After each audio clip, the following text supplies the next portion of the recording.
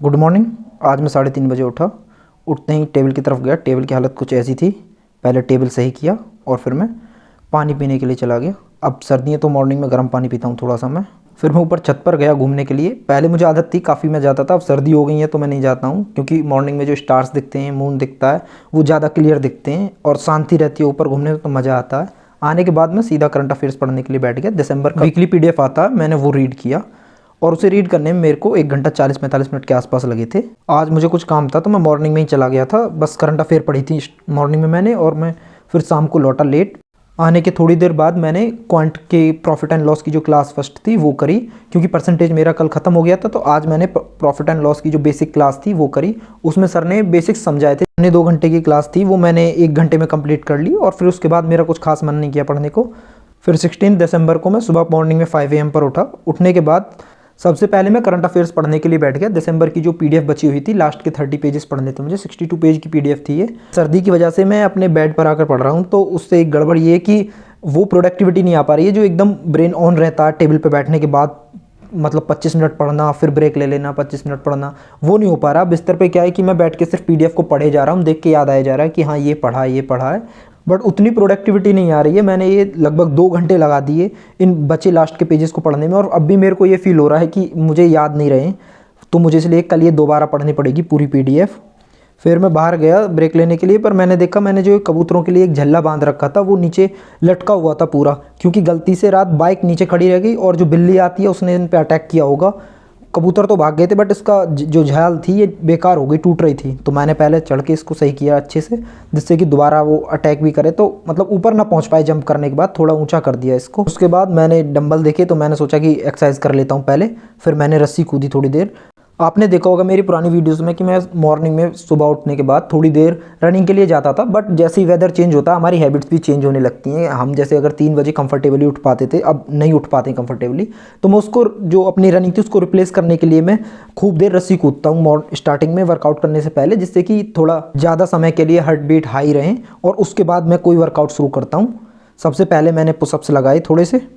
मैंने पहले भी बताया था कि मैं ज़्यादातर एक्सरसाइजेज वो चूज़ करता हूँ जो कंपाउंड एक्सरसाइजेज होती हैं, क्योंकि मेरा ये है कि मैं बीच में वर्कआउट छूट भी जाता है 2-3 दिन के लिए, 4 दिन के लिए, वीक्स के लिए भी छूट जाता है, तो दोबारा स्टार्ट करता हूँ तो फुल बॉडी वर्कआउट हो जाता है। एक तरीके से बॉडी पेन नहीं करती है। अगर एक ही मसल्स को ट्रेन करूँगा एक दिन में तो फिर वो मसल ज़्यादा पेन करती है और फिर पढ़ने में दिक्कत होती है। ऐसा लगता है कि थकान हो गई, थोड़ी देर में सो जाओ। करता रहता हूँ तो बॉडी को एकदम आदत हो जाती है, फिर उससे ऐसे नहीं लगता कि पेन वगैरह हो रहा कहीं भी।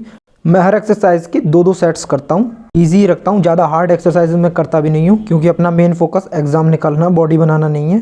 फिर पुशअप्स लगा के मैंने वर्कआउट ख़त्म किया अपना, और नहाने के बाद मैं आया सीधा और RC सॉल्व करने के लिए बैठ गया। VRC for cat by Arun Sharma वाली बुक से।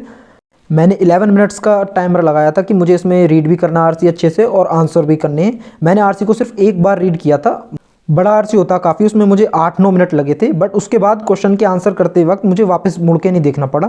पहला क्वेश्चन सिर्फ थोड़ा सा एरर कर दिया मैंने, जिसकी वजह से वो गलत हो गया। बाकी सारे क्वेश्चंस मेरे सही निकले। अब प्रैक्टिस कर रहा हूँ तो RC ठीक होते जा रहे हैं, इसीलिए मैं फिर एक सेक्शनल मॉक टेस्ट लगाने के लिए बैठ गया, प्रीलिम्स का, SBI PO का। मैंने एक चीज़ नोटिस की है कि मैं बाकी सोर्सेज से कितनी भी प्रैक्टिस करता रहूं, बट जब तक मैं सेक्शनल मॉक टेस्ट लगाना स्टार्ट नहीं करता तब तक मेरे मार्क्स इंक्रीज नहीं होते। बाकी सोर्सेज की प्रैक्टिस करने का ये फ़ायदा होता है कि जैसे ही मैं 2-3 सेक्शनल मॉक लगाता हूँ उसके बाद धीरे धीरे जो अप्रोच में ढलता हूँ और फिर मेरे मार्क्स इंक्रीज होते चले जाते हैं। आज मेरे इसमें ऑली बोर्ड का सेक्शनल मॉक टेस्ट 1 था, इसमें 13.5 मार्क्स आए थे। मैंने 21 क्वेश्चन अटैम्प्ट किए थे। मेरा पैराजम्बल गलत हो गया, उसमें जो लास्ट वाला स्टेटमेंट था वो मैंने सेकंड में ले लिया, पता नहीं कैसे। ये मैंने लास्ट में सॉल्व किया था, तो टाइमिंग कम चलने की वजह से मुझे पता तो चल गया था आंसर करते वक्त कि हाँ इसमें कोई ना कोई एरर है, क्योंकि इसने एक बार पूछा था कि B को कौन सा सेंटेंस फॉलो करेगा और थर्ड सेंटेंस कौन सा, दोनों का आंसर सेम था, तो मुझे डाउट हो गया था कि हाँ गलत हो सकता है। मैं कल भी इंग्लिश का सेक्शनल मॉक टेस्ट दूंगा, और कल की वीडियो में मैं ये भी बताऊंगा कि मैं अपने जो इंग्लिश का सेक्शनल मॉक टेस्ट है उसको एनालाइज कैसे करता हूँ मैं। फिर मैंने क्वांट पढ़ने के लिए बैठ गया। यूट्यूब पर हर्षल अग्रवाल सर ने जो नया बैच चलाया SBI PO के लिए, उसकी जो मेंस की क्लास थी एक आई हुई थी, वो करी मैंने। मैं पॉज करके उसके क्वेश्चंस को सॉल्व करता हूँ सिर्फ। अगर किसी क्वेश्चन में डाउट होता है, जैसे लास्ट में एक DI समझाई थी सर ने, तो उसको मैंने पूरा रोक के अच्छे से समझा। फनल वाली DI थी, वो काफ़ी अच्छी DI थी।